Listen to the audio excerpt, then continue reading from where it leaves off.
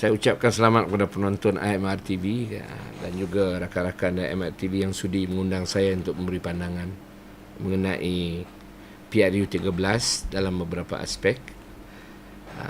Saya kira yang penting sekarang ini adalah memandangkan pencalonan akan dilakukan pada Sabtu ini 20 hari bulan. Maka ramai yang tertanya-tanya apakah calon terbaik yang diberikan kepada rakyat atau apakah latar belakang calon ini.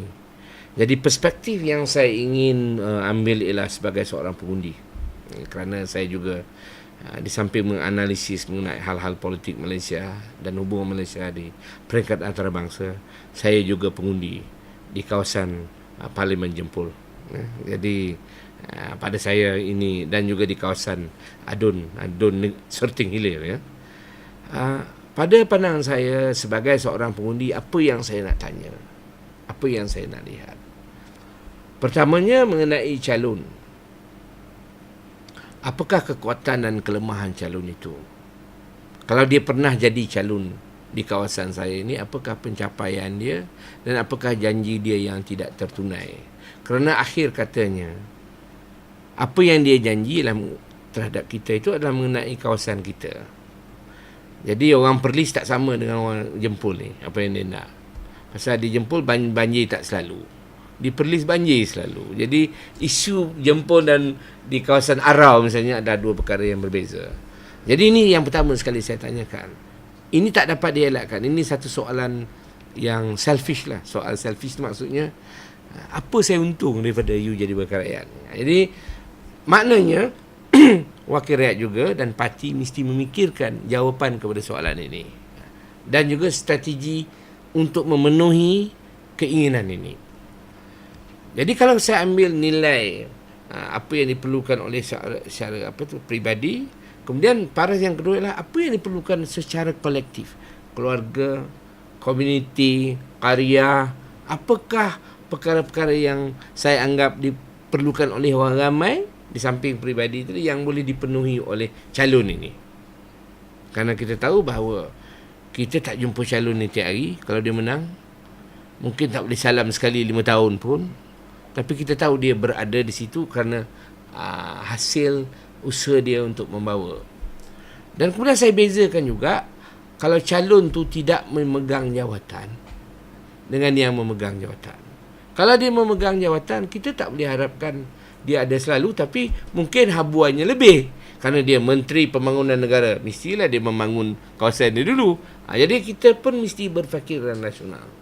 Jadi akhir katanya, bila kita nak melihat perkembangan terkini mengenai calon PRU dan BN ni, dan juga Pakatan Rakyat ni, ialah pengisian calon itu dari segi kemampuan dia memuaskan keperluan individu, keperluan kolektif.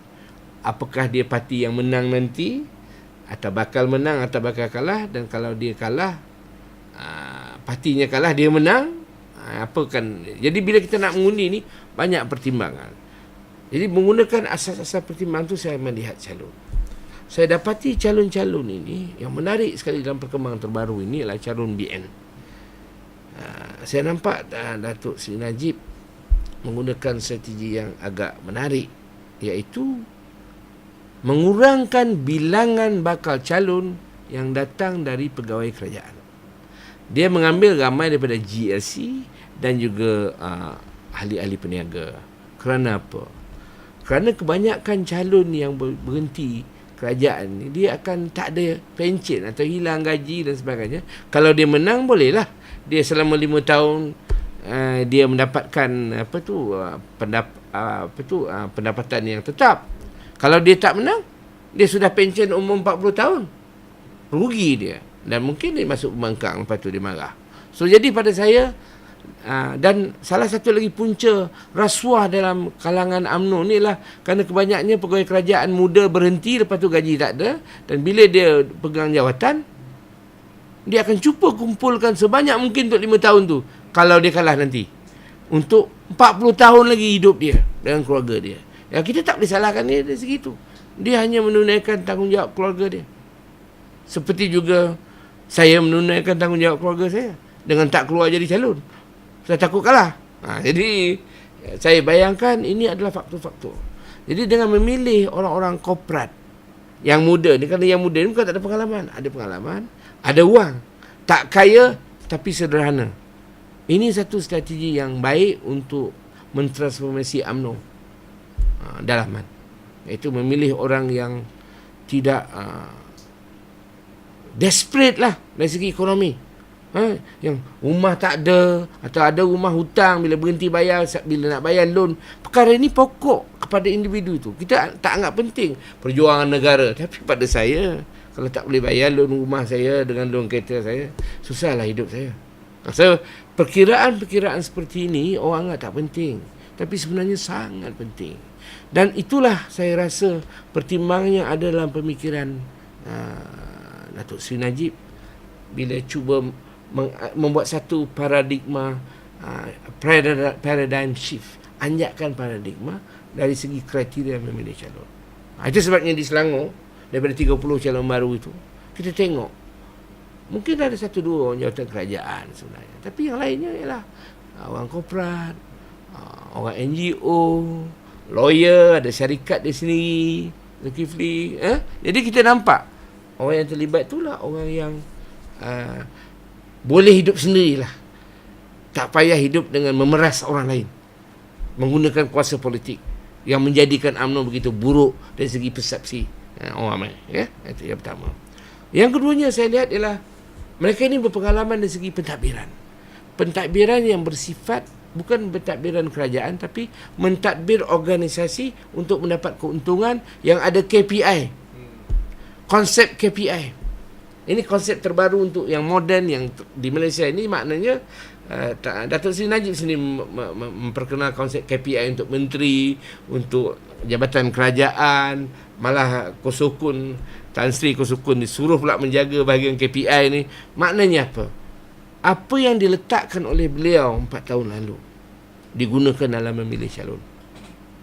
Calon ni dah ada KPI nak pilih calon, dan calon ada KPI untuk dipenuhi. Dan rasa saya, orang dalam bisnes, KPI ni sangat penting, kerana di situ letaknya keuntungan, profit.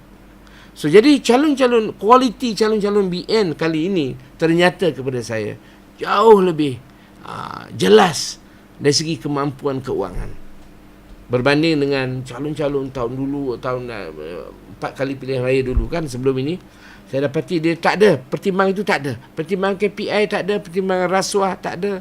Sebab apa? Bukanlah saya mengatakan pegawai kerajaan ni rasuah.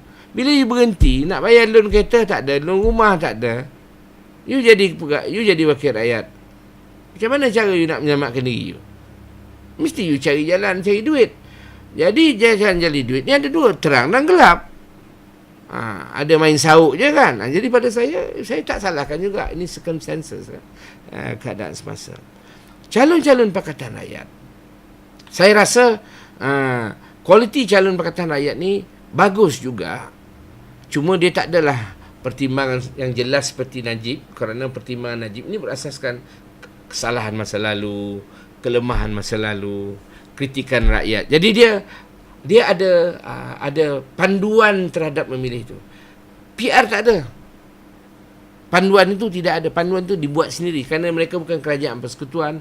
Mereka tak pernah dikritik oleh korupsi, tak pernah dikritik mengenai macam-macam. Cuma yang saya rasa penting di sini ialah kerana kita ada 4 kerajaan negeri di bawah PR. Jadi mereka mempunyai pengalaman untuk menilai apa dia jenis manusia yang boleh mentadbir peringkat negeri. Soalnya, apakah mereka boleh pilih manusia yang jadi calon peringkat kebangsaan atau federal? Ini kerana saya menganggapkan, walaupun Najib memberikan laporan GTP dia, kemudian ada laporan di 13 bulan Mac lalu, dia pun buat ucapan, bagi lagi laporan prestasi. Itulah satu yang PR tak buat. Tidak ada laporan prestasi di tiap-tiap negeri yang boleh kita dengar, baca dan nilai sendiri. Tak ada. Saya tak ada dengar Penang, tak ada dengar Kedah. Yang saya dengar Azizan sakit je. Kat Penang mereka nak buat lubang je. nak buat tunnel. Kat Kelantan semuanya nak masuk syurga. Kat Selangor bila air nak datang. Jadi orang Selangor ni ramai tak mandi rupanya. Sahabat kambing. Jadi pada saya dalam konteks itu, takkan tak ada kemajuan. Takkan tak ada benda yang dimegahkan oleh PR. Mesti ada. Tapi mereka heboh mengata parti lain, terutamanya BN dan mengata UMNO. Jadi dia tak ada waktu nak menyampaikan penilaian terhadap pencapaian. Bila saya tahu bahawa mereka tidak boleh memberikan pencapaian ini, maka saya tahu bila dia memilih calon dia jadi susah. Kenapa? Dia tak tahu mana nak letakkan. Dia lanskap prestasi calon tu tak dapat dia nak letakkan di mana. Dan yang keduanya, dalam pilihan raya lalu, ramai calon ni main tangkap uap. Baru sekarang nak memikir saya strategik. Calon yang bagaimana. Pilih dulu. Dan ada pula yang datang, tengok dulu. Jadi, kalau saya nak bandingkan sistem pemilihan PR dengan BN ni, satu BN ni sistem yang 60 tahun, PR ni baru sistem 6 tahun. Tak sampai 6 tahun pun, 5 tahun. Baru nak dihalusi. Saya rasa ini mesin dia banyak lemah lagi. Kalau buat mesin padi kata orang tu, kalau UMNO ni dah keluar 20 gantang, yang ni banyak lagi jadi padi, belum jadi beras. Jadi pemilihan PR ni. Yang keduanya percakaran dalam PR ni. Kerana dia bukannya satu parti seperti Barisan Nasional yang berpayung, dalamnya banyak parti. Dia masih lagi 3 parti diikat, seperti 3 rumpun diikat oleh satu tali. Namanya Pakatan Rakyat. Sebenarnya bukan pakatan, Ikatan Rakyat. Dia satu ikatan saja. Putus tu tanggal. Jadi yang mengikat tu sedikit saja. Ini masalah dia. Masalah kita dengar tiap hari masalah calon A, orang PAS dah cop dulu. Ni soal cop mengecop ni jadi masalah. Maknanya pemilihan calon menjadi masalah. Jadi ini artinya organisasi pusat PR dalam menentukan calon itu sudah jadi masalah, walaupun ada pengalaman di kerajaan negeri.